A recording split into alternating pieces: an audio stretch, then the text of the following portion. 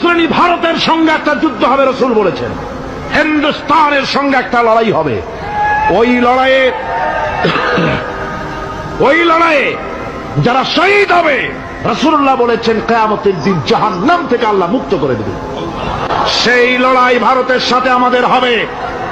ওই লড়াই যেদিন বাঁধবে, বাংলাদেশের সেনাবাহিনী, এয়ারফোর্স, ল্যান্ড ফোর্স, পুলিশ শুধু এরাই যুদ্ধ করবে না, বাংলাদেশের 12 কোটি তৌহিদি জনতা শহীদ তিতুমীরের বাস হাতে নিয়ে ভারতকে পিটিয়ে ঠান্ডা করবে ইনশাআল্লাহ। তৃতীয় শ্রেণী ভারতের সঙ্গে একটা যুদ্ধ হবে, রাসূল বলেছেন। হিন্দুস্তানের সঙ্গে একটা লড়াই হবে। ওই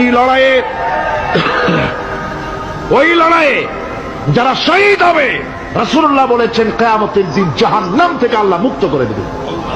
সেই লড়াই ভারতের সাথে আমাদের হবে। ওই লড়াই যেদিন বাঁধবে, বাংলাদেশের সেনাবাহিনী, এয়ারফোর্স, ল্যান্ড ফোর্স, পুলিশ শুধু এরাই যুদ্ধ করবে না, বাংলাদেশের 12 কোটি তৌহিদি জনতা শহীদ তিতুমীরের বাস হাতে নিয়ে ভারতকে পিটিয়ে ঠান্ডা করবে ইনশাআল্লাহ।